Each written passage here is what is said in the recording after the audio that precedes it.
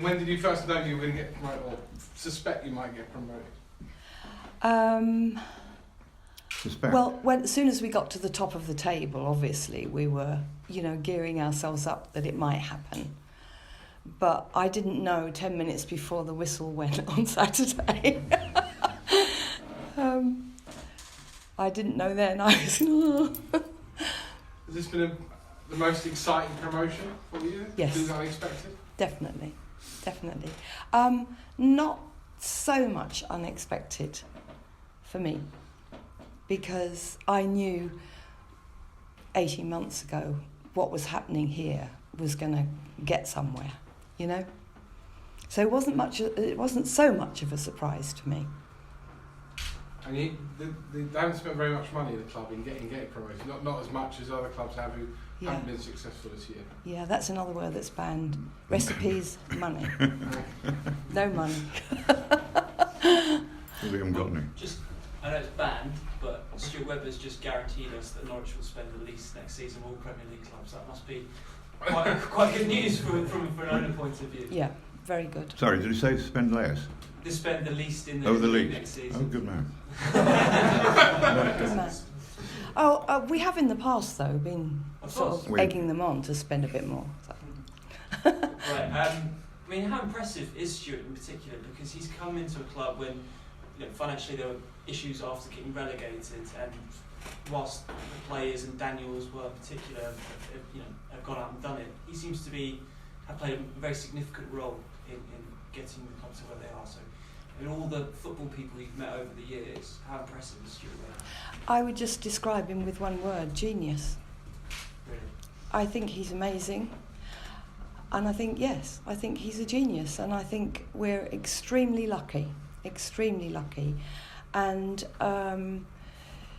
I heard your interview, with him, and when he was choosing a manager, I can't tell you how thorough he was. So he just arrived. First thing he had to do was get a manager, and I can't tell you how thorough he was, and how he was going back and doing another interview and checking, and so I couldn't help saying to him, that time when he was getting the manager, I said, "Do you think we can get back in the Premier League?"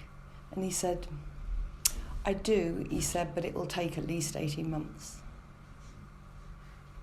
Took a wee bit longer, in fact. I would say that bang on cue when the 18 months, we were top. I think what possibly people don't see is the amount of hard work he puts into the job.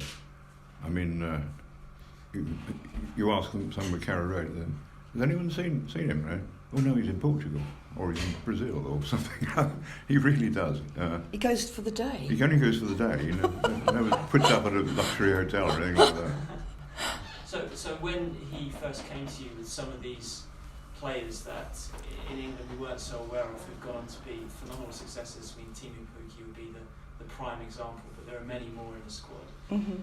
Was it instantly, we have full faith in what you're doing, and we haven't heard these players, but we really think you know what you're doing, so instantly backing him? Or were there moments where you were thinking, I haven't heard of him, looked at his record, hasn't really done it, are you sure about? Yeah, we've had lots of names here in the past that haven't always worked out. No. So actually it was quite refreshing. It was really quite refreshing. But just before he came, we had, as a football club, sort of changed gear, if you like, and we had made a decision that the way we wanted the football club to be was very much a team behind the scenes, a team, on the pitch as well. But we wanted to make a football club that would surround, the coaching team, the manager,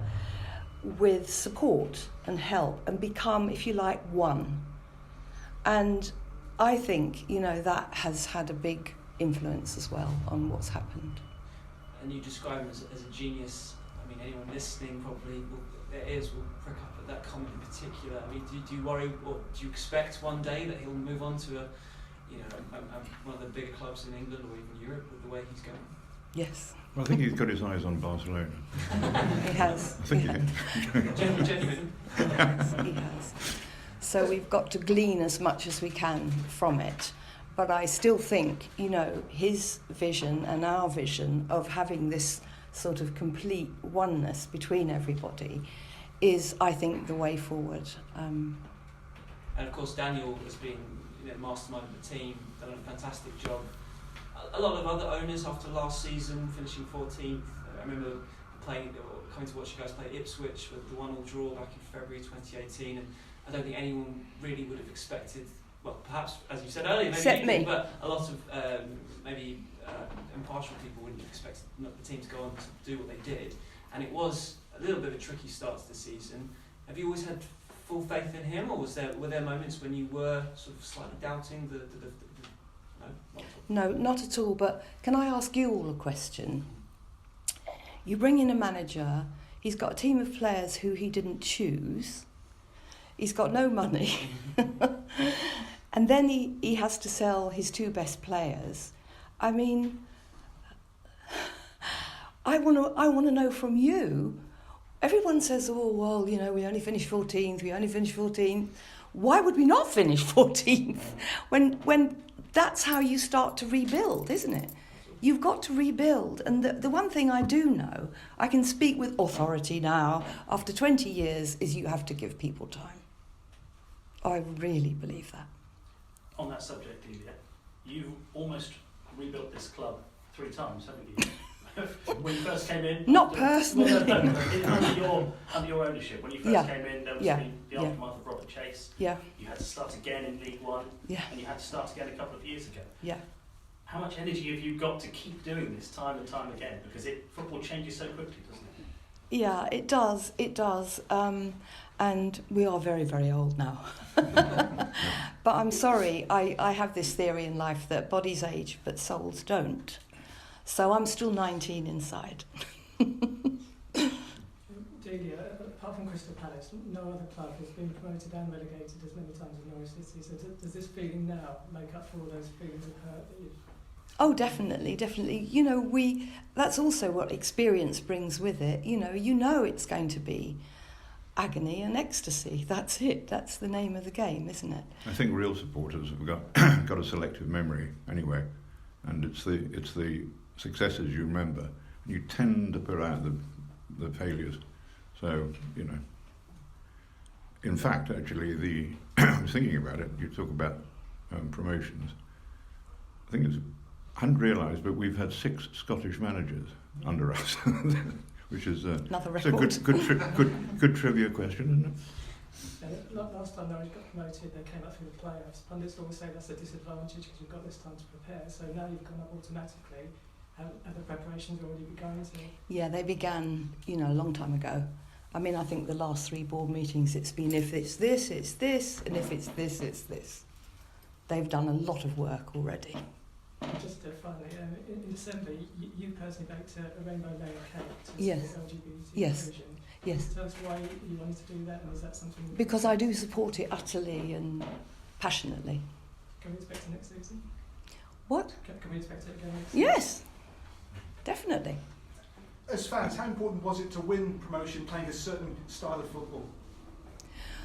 Well, it was just we had, as I heard you say before, we've just had a lovely, entertaining season of football. We've had and we have to say that the Championship is a wonderful league because you get everything, don't you?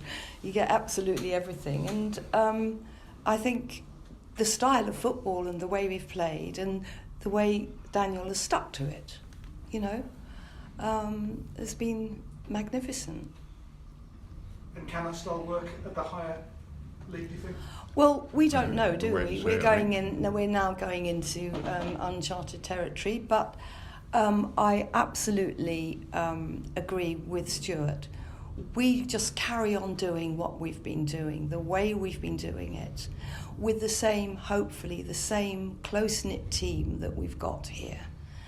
And I think, I'm hoping that will work. We have the benefit now of seeing how much money hasn't worked. You know, there was a time when it was just money or not, but we have seen now how it's failed miserably. So, but I think if you've got a board of directors and the staff, all the staff here, Carrow Road, everywhere, have played a part in this season.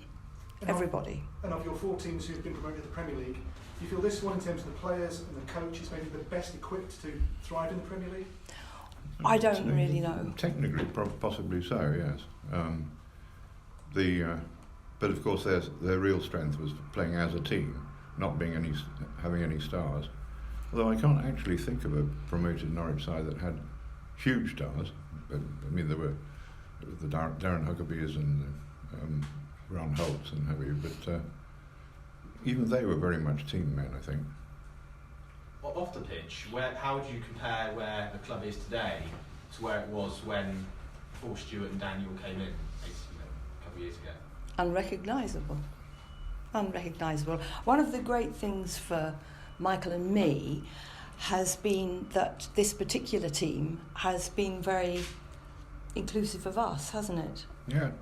And one of the really things I've appreciated the most, which has been lovely for me, is on a match day in the director's room, we will most match days have a player who's injured, or we'll have a player's parents, or we'll have... So we've really got to know the players, and we've really got to know their parents. That's made a huge difference, you know. I mean, when you're sitting next to Madison's mum and dad and they're saying, Daniel's made such a difference to his game. I mean, for us, that's really lovely. Got to know who we're talking to, and well, at least some of the time, because what happens is they all wear beards now, and I really I can't tell one from the other, but anyway. Yeah, we had all Pookie's parents on Boxing Day. Not Pookie's parents, the whole of Pookie's family. I mean, 6 on Boxing Day round our table. See, that's making it so much more of a family, of a, you know, relating to one another. And does that mean that the threat of maybe losing an individual doesn't matter so much because you've got that sort of togetherness? Definitely. The other thing that's been amazing is the way we've, you know, the attitude here is we need to learn. We need to keep learning and keep learning. And we've had some wonderful speakers that have come, thanks to Stuart, come to the staff and the players. So we had Gareth Thomas, and then we had Ant Middleton, and then we had Damien Hughes, who has written, you know, The Barca Way, which is a book that is just the most amazing book, and we learn a lot from the book as well. And he came, and they've spoken to the players, spoken to all the staff in Carrow Road. We've also had sort of academy workshop evenings where we've had speakers in to speak to the academy players' parents about what, you know, the pitfalls are.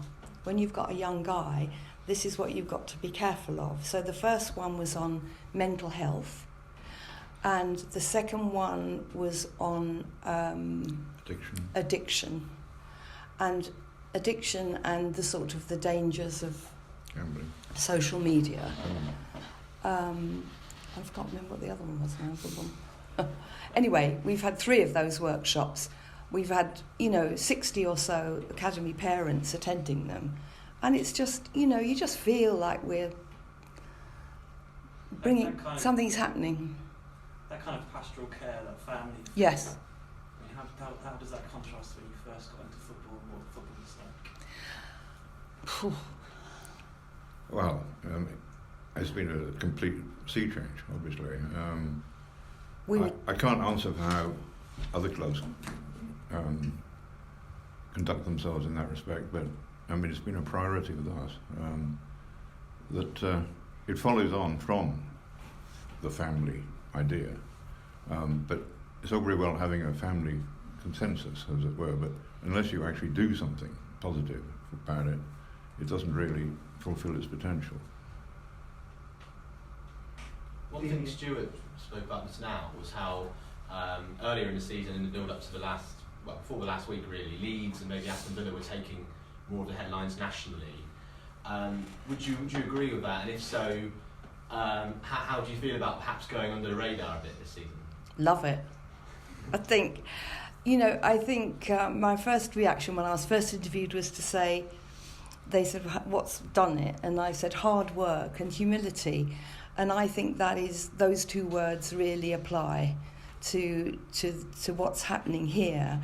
And we love being under the radar. It's wonderful, isn't it? Mm. And as super fans rather than owners, what would it mean to win the title on Sunday?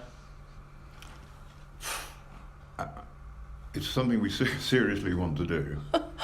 But, I mean, in a sense, being promoted has been such a joy and a surprise in a way that we could forgive them if they don't. Well, we might. I don't know. It's job done, really, but for Daniel and those players, and I haven't mentioned the players, I mean, I think those players have just worked and worked. They really have, and they deserve, the players and Daniel, they deserve that. So we're going to be screaming and shouting, or I am anyway. You mentioned that family feel about the whole club. How pleasing is it to have Aarons and Cantwell and Lewis in the first team and playing so well and doing so well? Amazing. I mean, I can remember, Stuart doesn't talk to anybody when there's a match, he just sits there. And I can remember at Birmingham away, Stuart tapping me on the shoulder and he said, just want you to know, Delia, that Daniel is taking a huge risk. He's putting one of the younger players into the squad today. And a couple of matches later, he was scoring at Chelsea. So, that is the joy. And of course, that has to be the future. I was going to say, because of their success in the team, does that help you in terms of future recruitment of young It does players? indeed. It does indeed. But also, we don't have any choice. I said we wouldn't mention money, so perhaps we shouldn't mention money. But that is the way we're going for the future. And when you see that academy building, it's going to blow your mind. I mean, we went in the other day, didn't we? Hard hats and everything. And that is a testament to the future of this football club, because that's the only way we're going to survive. And, early on when I was the board director, I've told some of you this before, but I went to visit Auxerre Football Club in France. And I met the famous Guy Roux, 44 years of manager. Isn't that wonderful? If only we could have Daniel for 44 years. And the first thing he said to me, he didn't speak very much English, but the first thing he said to me was, I never buy players, I only make them. And this academy was amazing. They had any kids in the community, which Auxerre is about the size of Thetford. So any kids can come in and have coaching free. And then they had such a brilliant academy because they had the housing for the students. So you had the sort of under 11 house and the under 14. And it was just amazing. And so I did have a little bit of a dream then that I'm still hoping for that one day as well, to have an academy, where everybody's under the same roof. But what a lovely thought. Isn't that a lovely sort of thing to have in your mind? We just make players. And then he said, I don't have any scouts either. So he said, oh, wait a minute, I have 2. So I said, what do they do? He said, nightclubs. He said, once, fine. Twice, out.